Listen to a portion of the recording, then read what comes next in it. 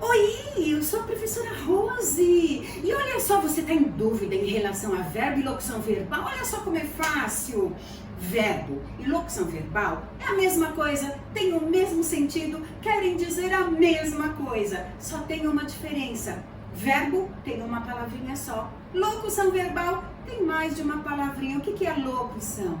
É quando tem mais de uma palavra, tá? Locução verbal vem sempre do mesmo jeito, vem sempre o verbo auxiliar, que pode ser estar, haver, e o verbo principal no infinitivo, ou no gerúndio, ou no particípio. Olha só os exemplos que eu trouxe. Seremos premiados porque merecemos. Nós temos aí um verbo ou uma locução verbal? Claro que é uma locução verbal. Por quê? Porque nós temos o verbo ser, tá conjugado, e nós temos o verbo premiar.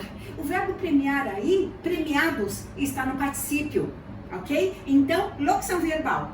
Nós temos aí dois verbos. Depois nós temos, quando você chegou, eu estava lendo. Aí nós temos um verbo, chegou, que é o verbo chegar, e depois nós temos uma locução verbal, que é estava lendo, tá? Estar está conjugado e lendo está no gerúndio. Então, locução verbal, dois verbos.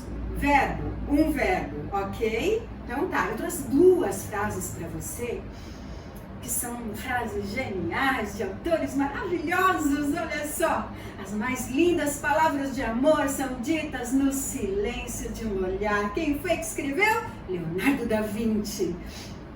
E aí, aqui nós temos, são ditas. São ditas é um verbo ou uma locução verbal? É uma locução verbal. Por quê? Porque nós temos aí duas palavrinhas que querem dizer uma coisa só. Então nós temos o verbo ser, que está conjugado, são, mais o verbo principal, ditas, que é o verbo dizer, que está no particípio. E depois nós temos outra frase, olha só. Há sempre alguma loucura no amor, mas há sempre um pouco de razão na loucura. Quem foi que disse? Nietzsche.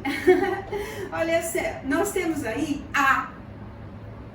É um verbo ou uma locução verbal? Claro que é um verbo. Por quê? Porque temos só uma palavrinha.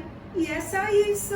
Eu espero que você tenha entendido, espero que você tenha aproveitado. E se você aproveitou, dá um likezinho. Eu fico te aguardando para uma próxima. Fica com Deus. Tchau!